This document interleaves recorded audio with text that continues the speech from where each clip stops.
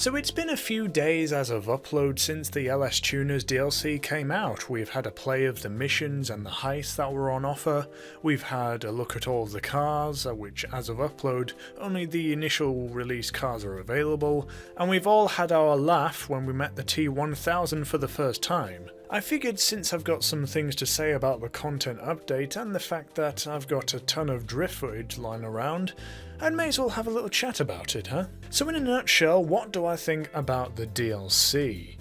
It's great, much better than the biggest content update ever, among many others. However, as good as it is, it's not perfect. There are some things I do question, design-wise and content-wise, so let's get right into it. First of all, the big underground playground. Can't really fault it that much. It's a place to play with your cars and have fun without worry of being blown up by a missile for the 586th time, without having to make a private session. There's a lot of places in GTA Online where you can casually fool around with your friends, like the Bikers Club, that one place with a computer screen. There's not really that much you can do besides watch TV. Yay. Or arm wrestle? Yay. But the parking lot is a legit fun place to hang around, and it's something new and fresh to go to if you're sick and tired of going to the bloody airport for the 3000th time.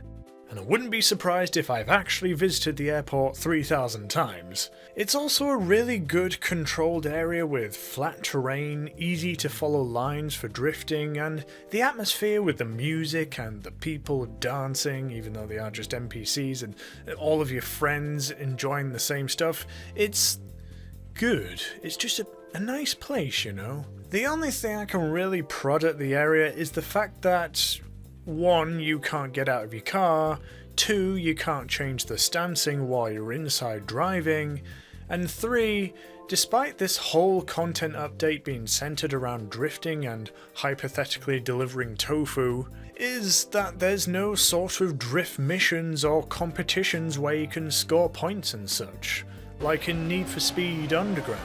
That would have been awesome. There's races, but we've had races since 2013.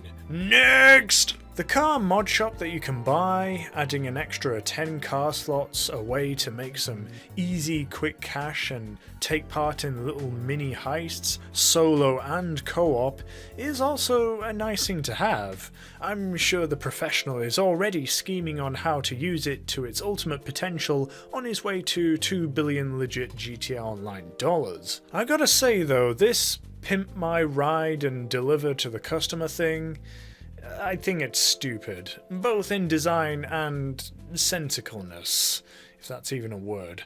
Modify a car by navigating through a menu then delivering it to a customer? Yeah, okay.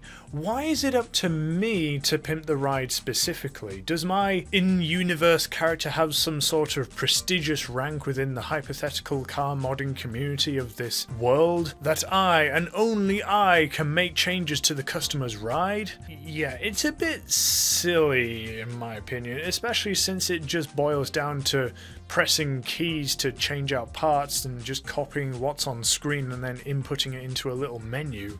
It's hardly pimp my ride, it's hardly, hey, yo, I fitted your ride with a brand new speaker system, this thing is banging. What they should have done is make it into like a little mini game where you have to do all the little things yourself, like unscrew the wheels by pointing your cursor at a nut and clicking to take it off, and you have to mash buttons as your character lifts the wing on top of the trunk or something. That would have been cheesy and interesting. It would have been kind of like Cooking Mama in a sense. Furthermore, ignoring the glitch that straight up stops you from delivering the customer's car, did you not test this Rockstar for Christ's sake? You can optionally have one of your subordinates do it for you, which to me just baffles me even further. Aren't these guys supposed to be the mechanics of the shop?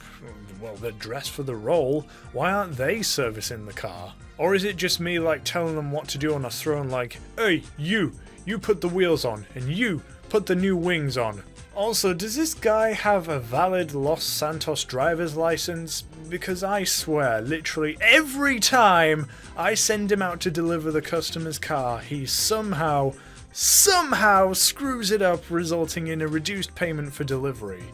Where'd he get his license from? A friggin' cereal box? And every time it happened, you get a text from this dude saying, "Hey, yo, the ride's been delivered, but the driver didn't go and bang up the ride, man. You gotta clap that fool for banging up the ride, dude." But that never happens, and he does it again and again. Why can't you fire this dude? I know it's Rockstar Games desperately trying to reduce the cash flow you get, but goddamn, really? Have you ever heard of suspension of disbelief, Rockstar? Am I supposed to believe that my character hired this guy and kept him on after scraping the thing? I mean, this is the same character that'll happily smack a dude in the face in that one heist mission where you have to rescue him. I can't remember what happens. Speaking of the heist missions, I think they're pretty good. They're not ridiculously hard to set up, they're quick to start, and pay is decent in my opinion.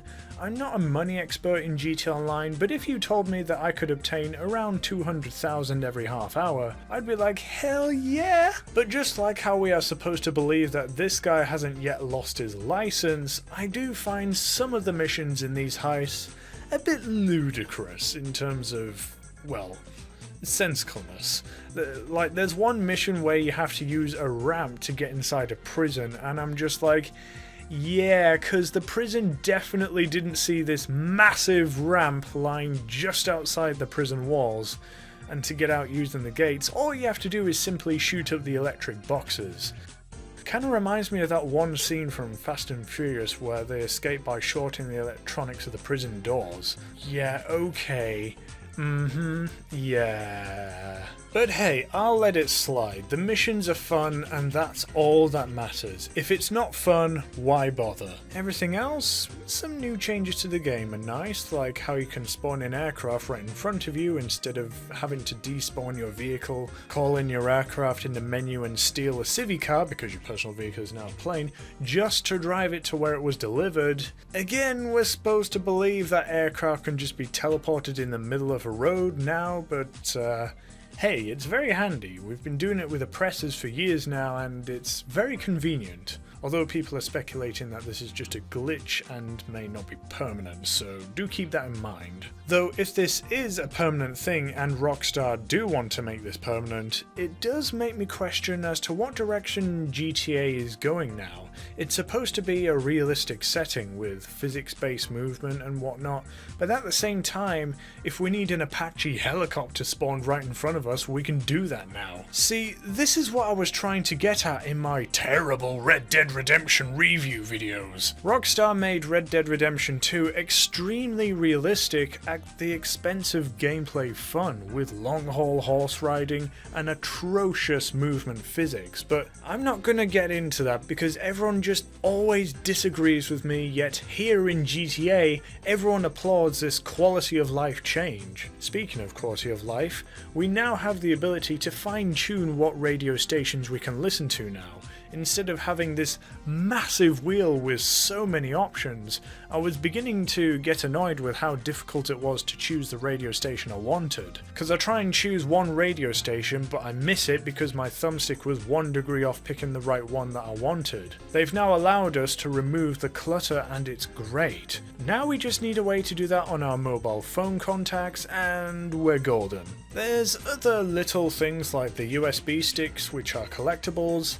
I honestly don't know why Rockstar bother with collectibles. Every time they do this, someone just data mines a game and then someone makes a video showing people how to find them instantly, and then it just becomes an inconvenience just to collect them all. And what do you get for collecting them all? Some extra music. Wow. Just make it available from the start. It's pointless making hidden packages a thing in any video game nowadays, thanks to the existence of the internet. They were great back like in GTA Vice City when all we had were gaming magazines, but now information is so abundant.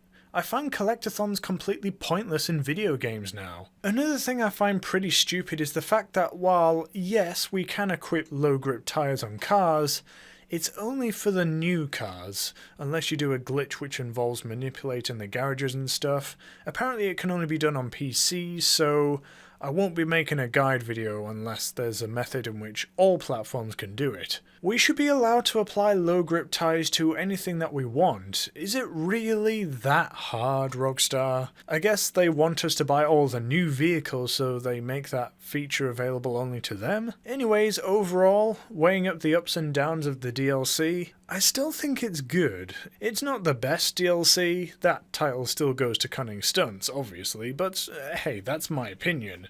What's your opinion? Let us know in the comments, and I hope you've enjoyed the DLC too. Have a nice day.